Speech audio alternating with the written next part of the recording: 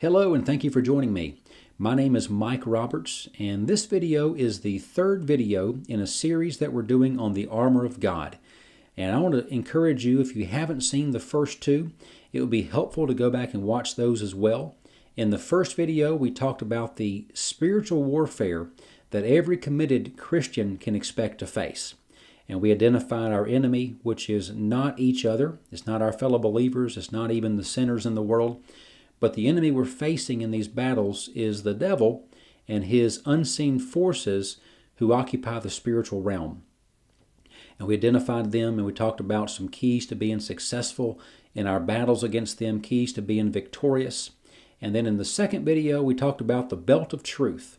And we discussed how truth is our covering, how a belt holds our armor together, and it covers our vulnerable and private areas. And it's important that we have truth. Without truth, the rest of everything else can just fall apart. It can all come unraveled. And so that's the importance of having on the belt of truth. And we discussed in the second video how we can do that. And so today, I want to pick up right where we left off and talk today about the breastplate of righteousness. Let me read a couple of verses to us here in Ephesians chapter 6.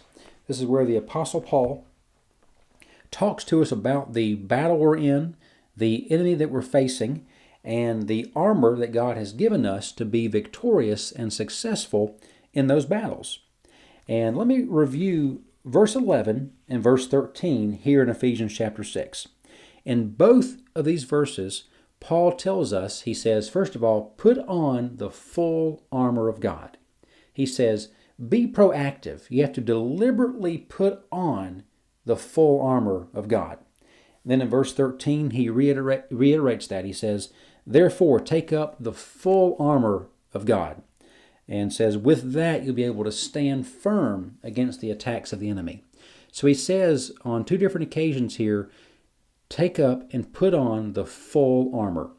So I believe those verses tell us that it's possible to be a Christian but not have the armor of God on. And it's possible to have on just part of the armor. That's why he says, take up the full armor and put on the full armor.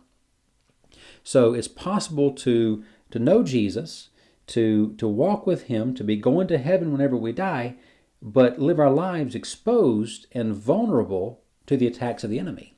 If we're not deliberate and proactive in taking the full armor and dressing ourselves in it, then we can be exposed and susceptible to his attacks. And so he says, put on the full armor, and put on all of it.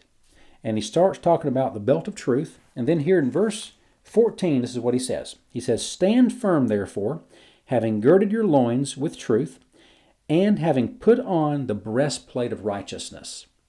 The breastplate of righteousness.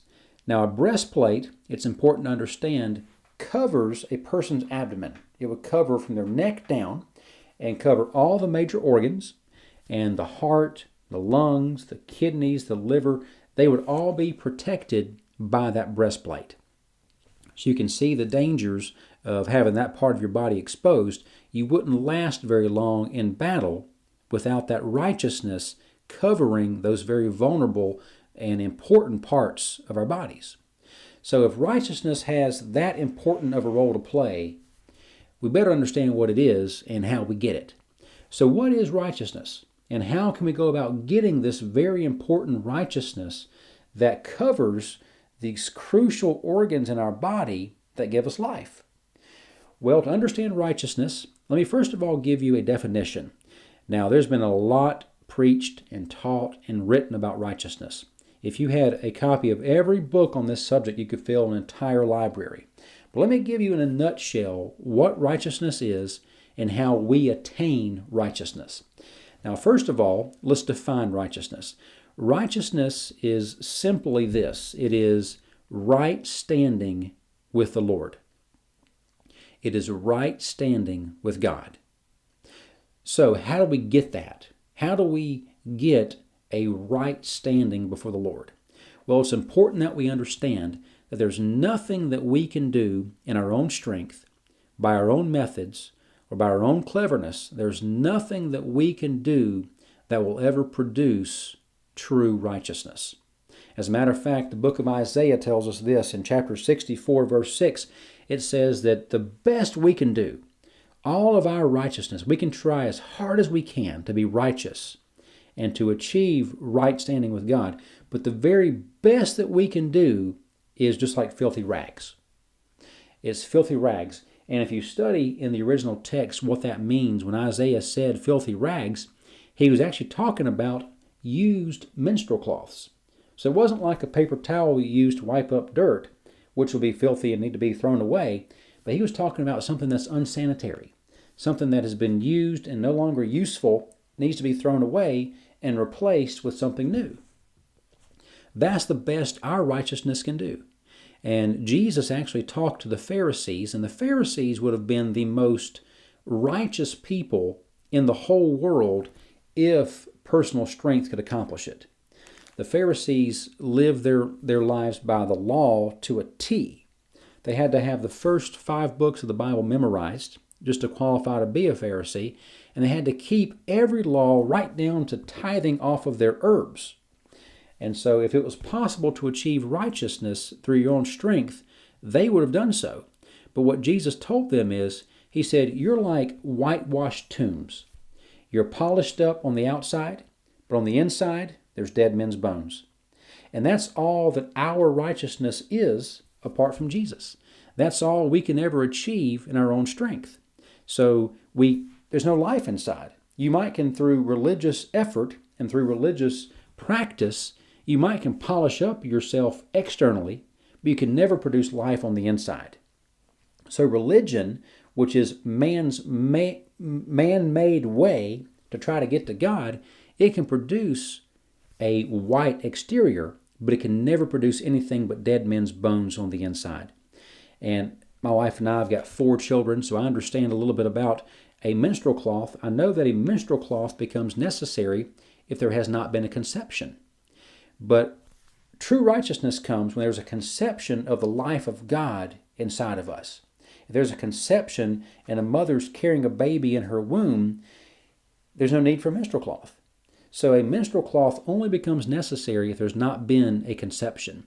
And so Jesus told these people that had achieved what they thought was righteousness in their own strength, he said, you've got your outside, your exterior all polished up, but there's no life on the inside. So all that we can do in our own strength, it can make things look good, but it can never produce true righteousness. It only produces death. And so how then do we get this righteousness, which obviously is so very important? In 2 Corinthians chapter 5, verse 21, also the Apostle Paul talking here, and he says this. He's talking about the Father and Jesus, and this is what he says. It says, he, the Father, made him, who's Jesus, he made him who knew no sin to be sin on our behalf, that we might become the righteousness of God in him. So God actually made Jesus, who was the sinless, spotless Lamb of God, he made Jesus to become sin so that you and I could become his righteousness. So because of what Jesus has accomplished through his life of living before the Father as a sinless, spotless lamb, and then his death on the cross, because of what Jesus did, and because of what he accomplished, and because he became sin in our place, we actually become his righteousness. So we don't achieve this in our own strength, but we become the righteousness of God in him because of what he's accomplished. So nothing we can do can produce this, but because of what he has done, we now have righteousness. So it's like what Jesus did, you and I get credit for. The righteousness that he achieved gets imputed to you and me, and so our account now reflects righteousness because of what he's done. So the righteousness that covers us in the armor of God is not anything that we can do in our own strength. It is the righteousness of God that Jesus achieved, and that's what covers us in the armor of God. And so if we're trusting in our own strength to save us, we're going to fail. If we're trusting in our own righteousness that we can produce by doing the right things, living the right way, trying to obey all the rules, that will never accomplish it. The only thing that will accomplish the righteousness of God is Jesus. And He has successfully and fully accomplished that. And now you and I get credit for that. And so in the eyes of God, we have right standing with Him. We actually have become the righteousness of God in Him because of what He did. And so you and I can stand firm in the battles, and the enemy has no unsettled claims against us because we get credit for what Jesus has done.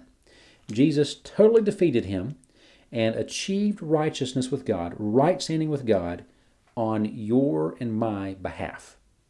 So the righteousness, again, that covers us and covers these very important, crucial parts that give us life is the righteousness of God in Jesus that you and I have become.